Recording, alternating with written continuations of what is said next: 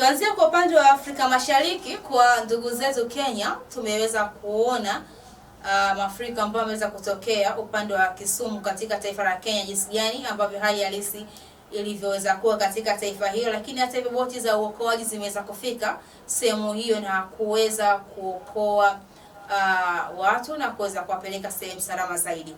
Na taarifa zinasema kwamba wakazi wa eneo la Sango Rota West katika kaunti ya Kisumu nchini Kenya wamelazimika kuhama makazi yao wakitumia boti za uokoaji baada ya mafuriko ya ghafla kuzamisha vijiji. Mafuriko hayo yamesababisha uharibifu mkubwa wa mali na kuacha familia nyingi zikiwa hazina hali pa kuishi, huku hali ikiendelea kuwa mbaya kadri maji yanavyoongezeka.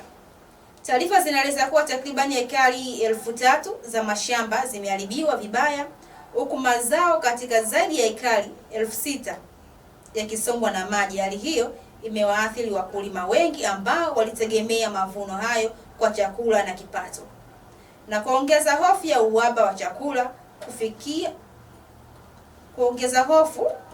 wa chakula katika eneo hilo.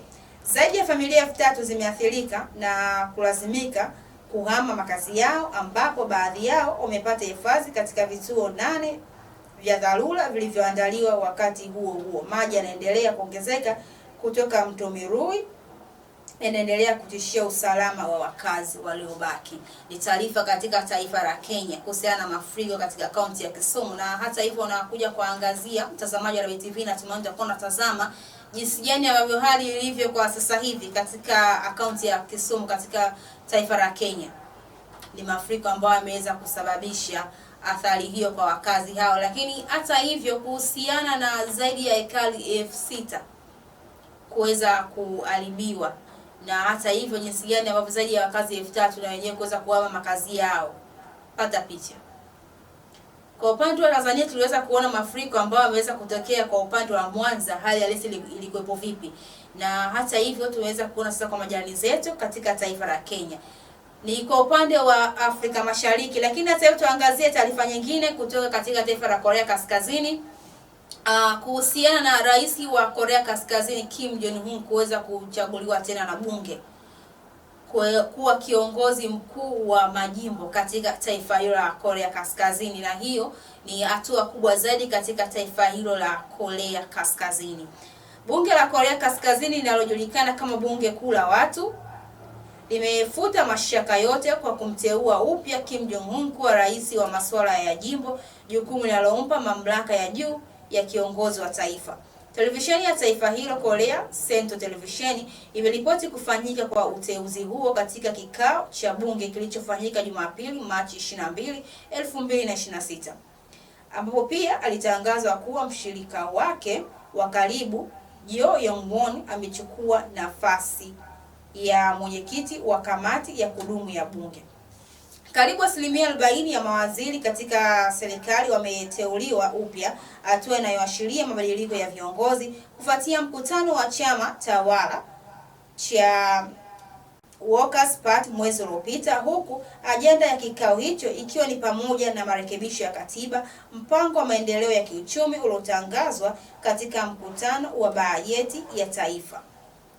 Kwa hiyo ameweza kuchaguliwa tena rais wa Korea Kaskazini. Na tumeona kwa upande wa masuala ya kidiplomasia, taifa la Urusi kupitia rais wa Urusi Vladimir Putin ameweza kutoa pongezi kwa rais wa Korea Kaskazini Kim Jong-un. Na nikasema yeye amekuwa ni kiongozi wa kwanza kuweza kutoa pongezi kwa rais wa Korea Kaskazini Kim Jong-un. Na tunafahamu ushirikiano ambao upo kati ya Korea Kaskazini pamoja na taifa la Urusi katika masuala ya kidiplomasia, katika masuala ya kiuchumi, katika masuala ya usalama, katika masuala ya biashara, jinsi gani ambavyo wanashirikiana zaidi. Na lakini sasa hivi wanakuja kuangazia kuhusiana na mkataba ambao waliweza kusaini kwa mwaka 2024, ambao ni mkataba wa masuala mazima ya kushirikiana katika upande wa usalama kati ya taifa la Urusi pamoja na taifa la Korea Kaskazini.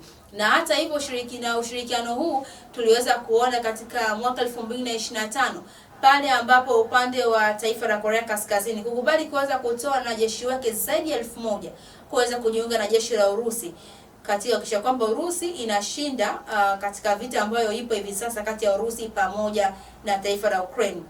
Na kwa upande wa taifa la Korea Kaskazini, wenyewe waliweza kusema kweli wameweza kutoa wanajeshi hao zaidi ya 1000 kuweza kupeleka katika taifa la Urusi ili kuweza kusaidia upande wa Urusi.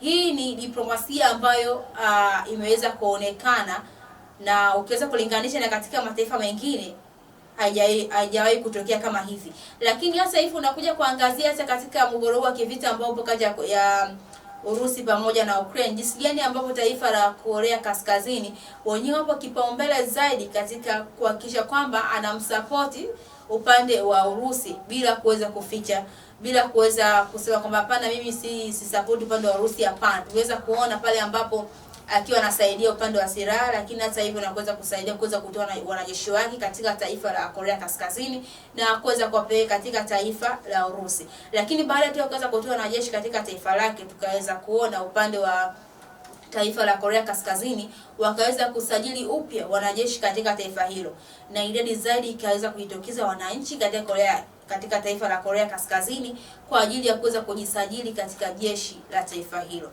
Mtazamaji, natamatisha hivyo Morning Victory siku hii ya leo. Natumaini nitakuwa nimekujuza mengi katika yale ambayo nimeweza kukuandalia siku hii ya leo katika upande wa kitaifa, kurasa za mbele za magazeti na nje ya mipaka ya Tanzania.